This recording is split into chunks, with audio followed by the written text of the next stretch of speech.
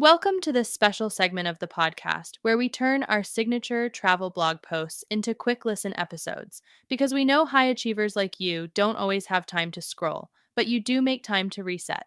Whether you're dreaming about your next PTO escape or finally ready to stop postponing pleasure, this episode brings curated travel intel straight to your ears. If you want more support planning your next out of office moment, head to sunsetchaserstravelagency.com or check the show notes to connect with our concierge team.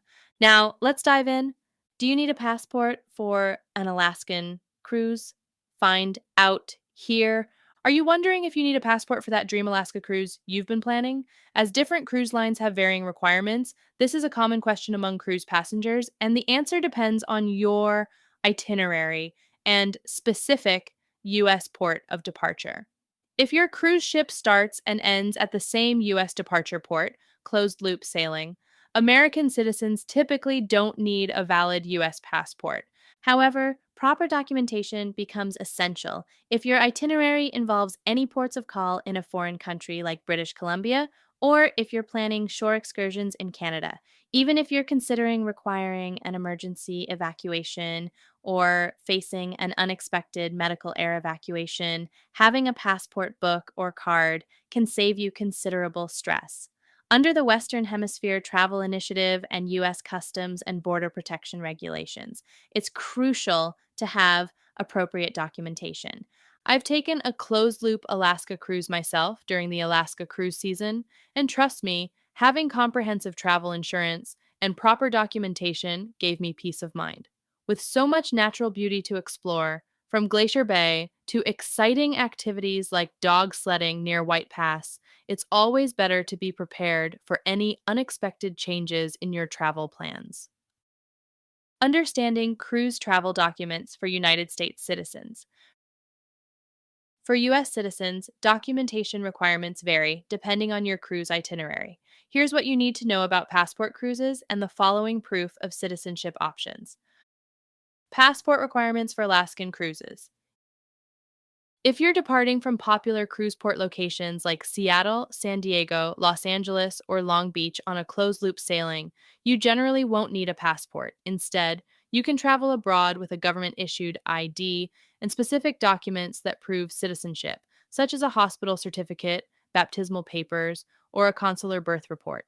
However, a passport is typically required for one way or open jaw sailings that start and end at a different U.S. port.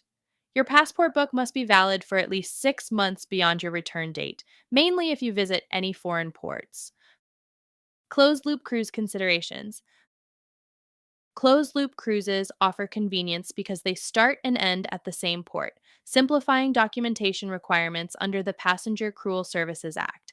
While permanent residents of the U.S. and Canadian citizens have specific requirements, U.S. citizens on these cruises can often use various compliant document options. A travel agent can help you understand whether you need a temporary passport or if driver's licenses and other government accepted IDs will suffice. A valid passport is strongly recommended. Having a valid passport is strongly recommended for international cruise travel or visits to destinations like Puerto Rico, the U.S. Virgin Islands, or the Hawaiian Islands. Types of Alaskan cruises. Different cruise lines offer various itineraries through North America's most scenic waters, from the Pacific to the Atlantic Ocean. Whether sailing from New York City, Fort Lauderdale, New Orleans, or Port Canaveral, understanding your cruise type is crucial. Round trip from U.S. ports. These cruises typically depart from major cities on the West Coast, similar to cruises visiting Puerto Vallarta or the Big Island. The convenience of departing from cities like Seattle or San Francisco makes these routes popular among cruise passengers.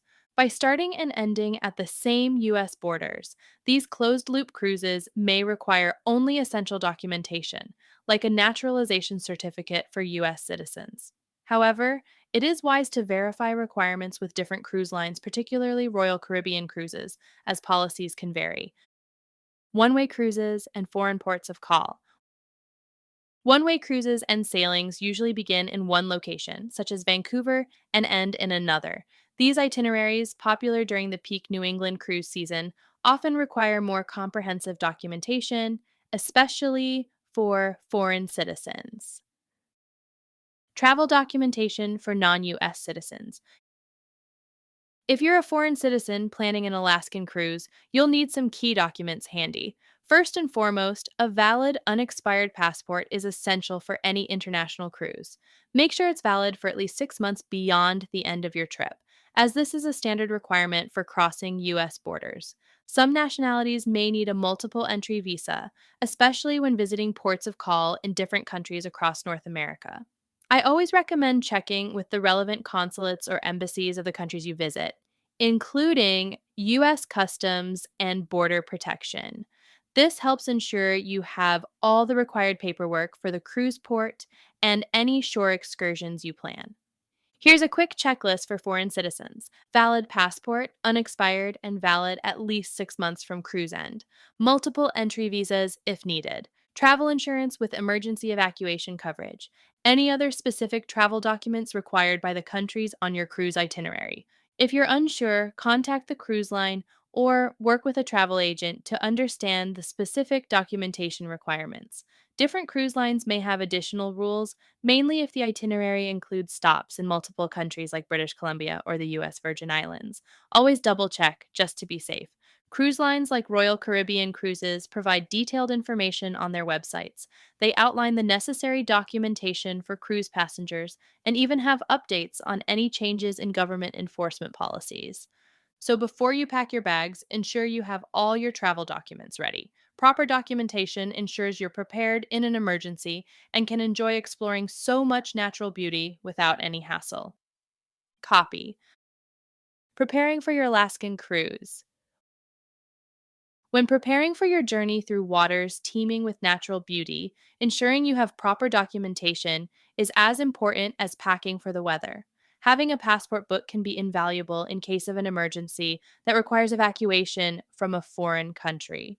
Mallory Lindsley, our Alaskan cruise expert, says, "As a travel advisor with years of experience planning Alaskan adventures, I always tell my clients this. Even on a closed loop sailing from Seattle, bring your passport. Yes, you might only need a birth certificate and government issued ID. Still, I've seen too many cases where unexpected medical emergencies required emergency evacuation to Canada or rough weather forced a ship to dock at a British Columbia port. Having a valid U.S. passport gives you peace of mind and flexibility. After all, when you're admiring glaciers and spotting whales, the last thing you want to worry about is whether you have the right documents for an unexpected detour." Cruise line policies and recommendations.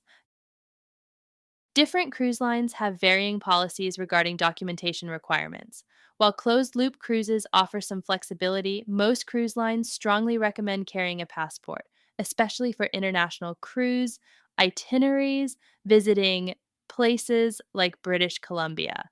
Remember, while alternative documentation might be acceptable for some routes, having a passport provides the most flexibility and security during travel. Whether exploring the majestic Glacier Bay or embarking on thrilling shore excursions, properly preparing with documentation ensures a smooth and enjoyable cruise experience. Real ID Act compliance for air travel. Starting May 7th, 2025, U.S. travelers flying domestically will need a Real ID compliant driver's license or another TSA accepted form of identification to board. Look for a star marking on your state issued driver's license or ID card to ensure it meets Real ID standards. If it doesn't, consider using a passport or applying for a Real ID to avoid any last minute issues at the airport. Remember, children under 18 do not require ID when traveling with an accompanying adult with the proper identification. Proper documentation ensures a smooth boarding process, enabling you to start your Alaskan adventure without a hitch. Frequently asked questions. When planning an Alaskan cruise, it's crucial to understand the travel document requirements, especially when the itinerary involves stops in Canada or starts from places like Seattle. Here are some of the most common questions and details you need to know.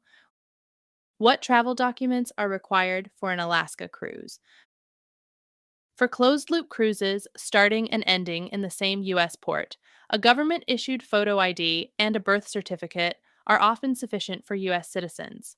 Non U.S. citizens must carry a valid passport and potentially a visa, depending on their nationality.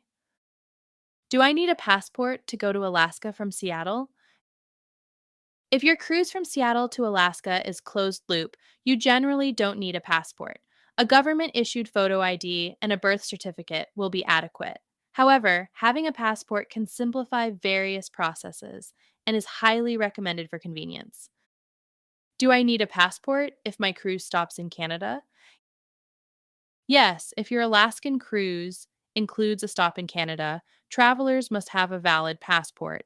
This applies to both American and international passengers. Canadian authorities require specific documentation for entry, even if it's just a brief visit during the cruise. How long after DUI can I go to Canada? Entering Canada with a DUI on your record can be complicated. Generally, you may be considered inadmissible for 5 years from the completion of your sentence. After this period, you may apply for a temporary resident permit or criminal rehabilitation to regain entry privileges. Always check the most current regulations with Canadian immigration authorities.